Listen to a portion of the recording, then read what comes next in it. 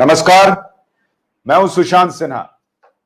आज की दो बड़ी खबरें लेकर आपके सामने हूं और वो खबर आपको यह बताएगी कि कैसे प्रधानमंत्री नरेंद्र मोदी ने एक बार फिर देश हित में सर्जिकल स्ट्राइक कर दी है।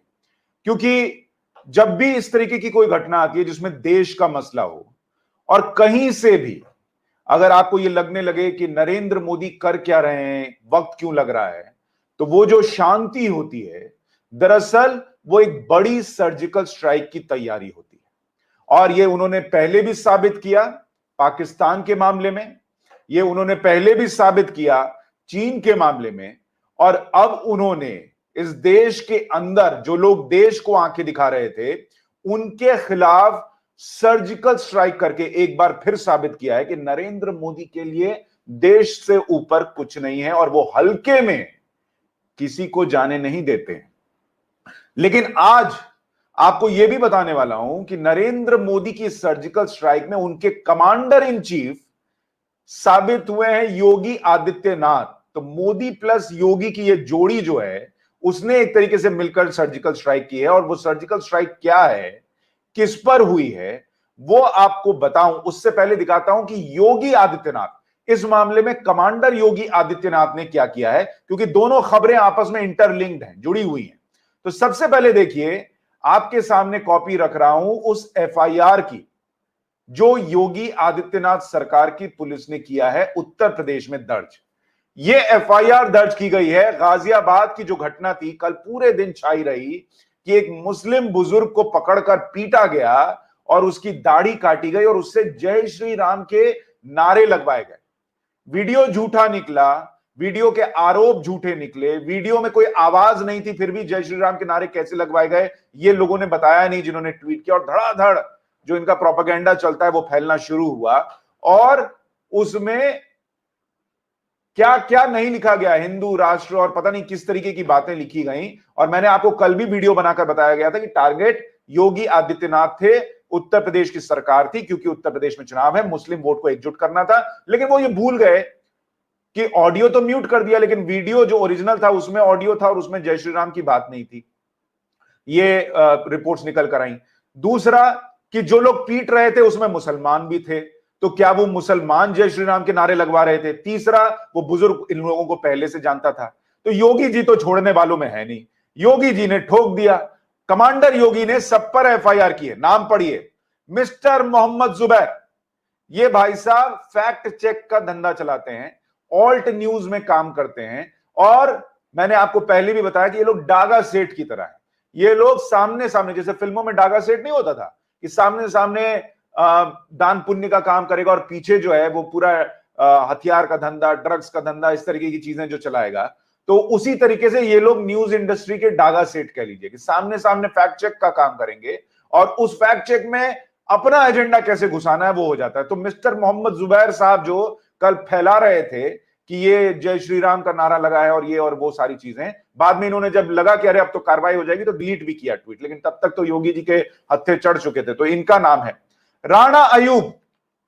ये वो राणा अयूब पत्रकार हैं जिनकी जमीन पर कोई पकड़ नहीं है, लेकिन गुजरात दंगों में ये मैडम एक ऐसी किताब लिखती हैं नरेंद्र मोदी को टारगेट करते हुए जिसको सुप्रीम कोर्ट कहता है कि ये तो कहानी, मनगढ़ंत कहानी लगती है। तो लेकिन मैडम को रखा जाता है ऐसी खबरें उठाने के लिए जिसमें कि तुरंत मसाला लगाकर आगे फैलाया जा सके। तो राणा अयूब मैडम का भी नाम है एफआईआर में।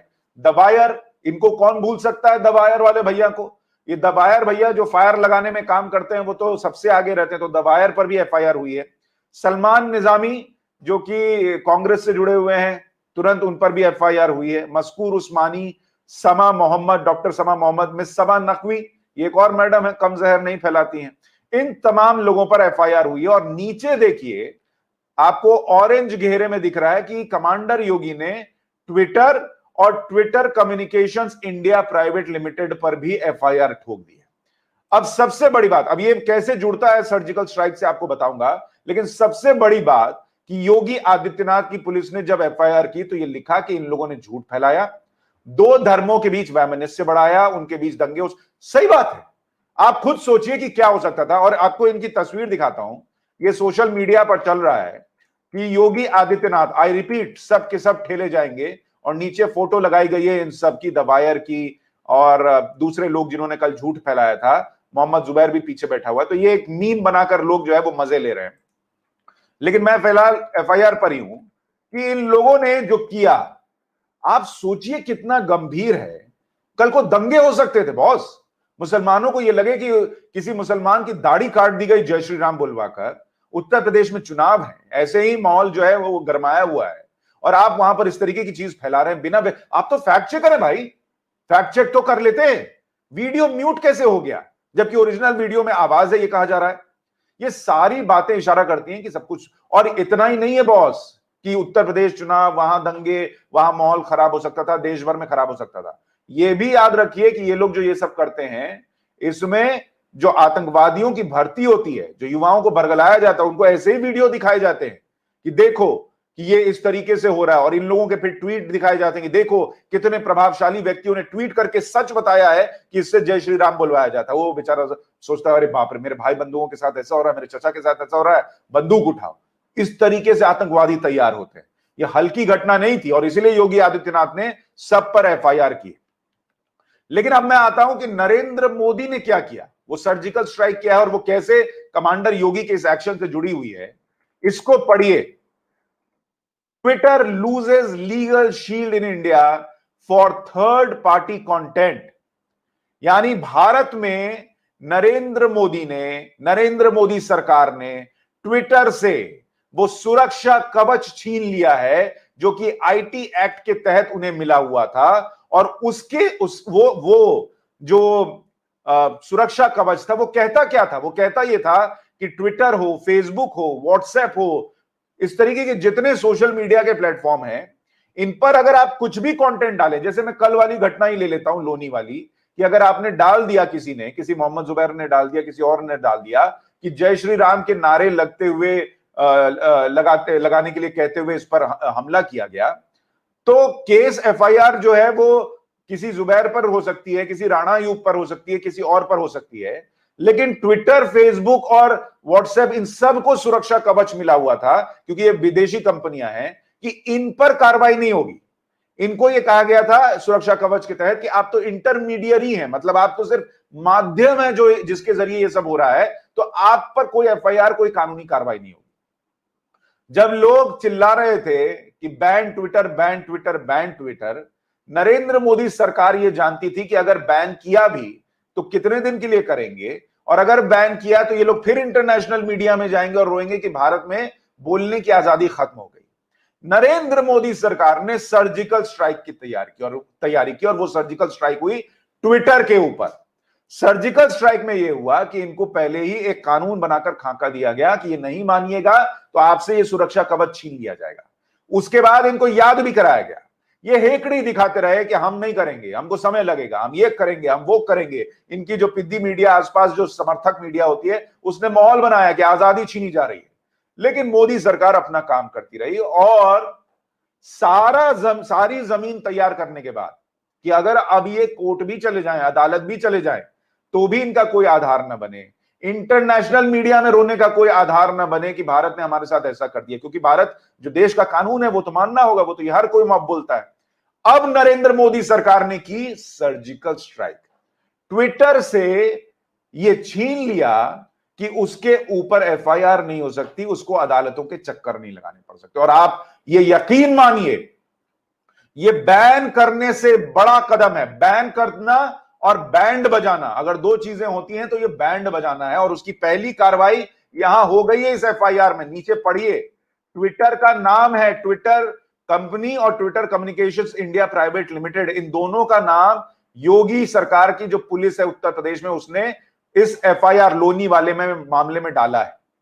अब पहले का मामला होता तो ट्विटर बच के निकल गया होता। अब नरेंद्र मोदी की सर्जिकल स्ट्राइक ये कहती है कि ट्विटर भी जाएगी अदालत, ट्विटर पर भी एफआईआर होगी, उसके अधिकारियों पर भी कार्रवाई हो सकती है, उनकी भी गिरफ्तारी हो सकती है। और इसको सर्जिकल स्ट्राइक इसलिए भी कह रहा हूं कि क्योंकि ये अभी पहला मामला है ट्विटर पर जो कमांडर योगी की तरफ से हुआ है। अभी ऐसे मामलों की फहरिस्त है लोग भरे बैठे हैं जो कि अभी एक एक करके ठोकते जाएंगे ट्विटर के ऊपर एफआईआर। और ट्विटर जो है, वो जो चिड़िया उड़ती थी नीली वाली और आंख भी दिखाती थी भारत को कि तुम मेरा क्या बिगाड़ सकते हो, उसके हर एक पंख पर एक मामला दर्ज होगा, हर एक पंख पर एक एफआईआर का बोझ होगा। उड़ना मुश्किल हो जाएगा, इतने बोझ इस कंधे पर एफआईआर के होंगे और मामलों के होंगे, और अदालतों के जब चक्कर लगाने पड़ेंगे तब पता चलेगा इस चिड़िया को कि पिंजड़े में नहीं रहना था, बस यहां की बात माननी थी। और नरेंद्र मोदी वैसे भी छोड़ने वालों में तो है नहीं, वह जब मसला देश का हो तब तो कतई नहीं। तो इसलिए मैंने आपको कहा कि आपको ये बड़ी खबर बताऊं, देश में ये एक और सर्जिकल स्ट्राइक है। और ये इतनी बड़ी स्ट्राइक है कि सिर्फ ट्विटर नहीं, अभी व्हाट्सएप, फेसबुक, फलाना ढिमकाना सब लाइन पर आ जाएंगे, क्योंकि इनको सबसे बड़ा डर यही होता है कि भैया अदालत के चक्कर लगाने पड़ेंगे, एफआईआर होगी, पुलिस दफ्तर में आएगी, ये सारी चीजें जो हैं वो होनी शुरू हो जाएंगी। इसलिए मैंने कहा मोदी की surgical strike, commander Yogi Adityanath जिन्होंने एफआईआर दर्ज की है ट्विटर के ऊपर भी और उन लोगों के ऊपर भी जो झूठ फैला रहे थे। कई बार कहा जाता था ना, लोग पूछते थे, मुझसे पूछते थे कि सर ये लोग इतना झूठ फैलाकर निकल जाते हैं, कार्रवाई क्यों नहीं होती?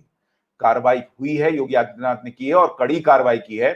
अभी इनकी गैंग आएगी, अभी ट्विटर और फेसबुक पे देखिएगा, अभी इनका पूरा गैंग आएगा और रोना रोएगा कि बताइए देश में ऐसे ऐसे एफआईआर हो रही है, उत्तर प्रदेश में देखिए क्या हो रहा है। और यह भी याद रखिएगा कि इनका अगला एजेंडा जो पहले से तय था कि योगी आदित्यनाथ को हटाओ, यह आदमी तो नो नॉनसेंस मैन है, मतलब बर्दाश्त नहीं करता अगर कुछ गलत हो, धर्म और जाति नहीं देखता। योगी आदित्यनाथ के साथ सबसे अच्छी बात यह, धर्म और जाति नहीं देखते और कार्रवाई करते हैं अगर आप कानून के खिलाफ जा रहे हैं, देश के लॉ ऑफ लैंड जो है उसके खिलाफ जा रहे हैं। इन लोगों को यही तो दिक्कत है, योगी आदित्यनाथ को हटाने के लिए जो तमाशा होता है वो इसीलिए तो होता है, और अब वो तमाशा उत्तर प्रदेश तक और बढ़ेगा। लेकिन हां, अब इनका भी थोड़ा दिल धक धक करेगा कि कुछ इस तरीके का तमाशा करेंगे तो योगी आदित्यनाथ एफआईआर ठोक देंगे, कार्रवाई हो जाएगी, लेकिन रास्ता तो ये निकालेंगे। इनको योगी नहीं चाहिए, इनको मोदी नहीं चाहिए। इनकी दिक्कत ही यही है कि ये योगी और मोदी देश से ऊपर किसी को नहीं मानते, और इनकी दिक्कत यह है कि ये किसी को भी अपने फायदे से ऊपर नहीं देखते, देश तो बहुत लास्ट में आता है। तो ये कार्रवाई हुई है, बड़ी कार्रवाई हुई है और देश हित में हुई है। योगी प्लस मोदी दोनों का एक्शन देश हित में हुआ है। इस वीडियो को लाइक और शेयर करके आगे जरूर बढ़ाइए। हर किसी को पता चलना चाहिए कि आज सुबह मोदी जी ने फिर सर्जिकल स्ट्राइक कर दी है। नमस्कार।